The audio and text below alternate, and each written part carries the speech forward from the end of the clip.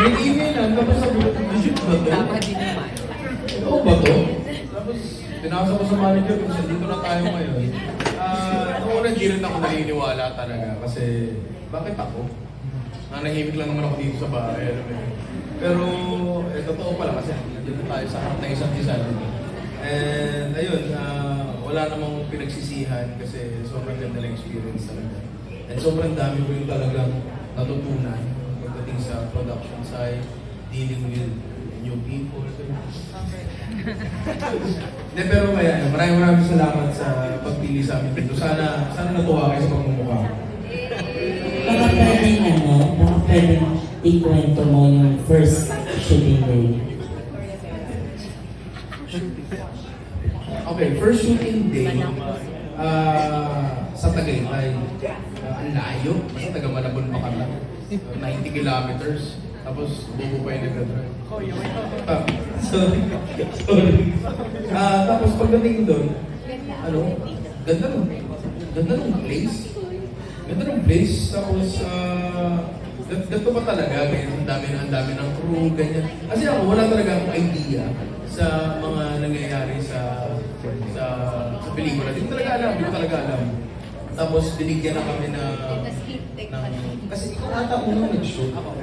Siya kasi una nag-shoot. Si Ian kasi una nag-shoot. So, na-brief niya na ako. Pero sinusubukan ko yung picture sa isip ko talaga. Pero pagdating ko doon, ibang-iba pa rin talaga yung experience. Tapos, pagdating doon sa room, ano na yung mga kasama ko, itong mga gwapong to, kasama ko doon.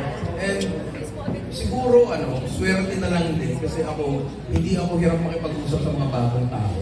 Kasi I feel like ikaw, ganun ka, medyo hirap ka makipag-usap sa bagong tao. Baka ma-awkwardan sa ganyan. And siguro, bago matapos yung araw, mag-tropa na kami. Okay na kami lahat. Tapos, yun yung nagpadali lalo na. Kahit mahaba yung oras, technical kaibigan mo na yung mga kasama mo. Mas madali na. Paano yung acting experience? Kasi sa channel mo, syempre hindi ko mga article, chef ka lang. Tapos talagang bara-bara, di ba? Anyway, dahil may director dito, hosters ka ng mga professional talaga. So, paano mo i-describe yung naging experience mo acting-wise? Kasi kailangan mo umarte na this time, di ba? Kahit chef din yung role. Acting-wise? Kasi ginawa ni Direk sa akin na madaling-madali yung talaga. Una sa lahat, binigyan niya kami ng freedom na minsan mag-adlib, ganyan, i-act out yung role kung how we see fit, parang gano'n. Pero ang pinaka-nagpadali talaga doon, yung sinabi sa akin ni Direk na natural lang. Kasi yung character na yan, si Chef Ino, ginawa yan mula sa'yo. Ginawa talaga yan para sa'yo. Ikaw yung inspirasyon talaga yan. So, kung ano yung ginagawa ni Chef Ino, ikaw dapat yun. So, nung minsan medyo nag-ano-ano ako ng umuarte-arte ako ng konti. Sinasabi ni Direk sa akin, yung natural mo lang. Kaya naging madali talaga para sa akin.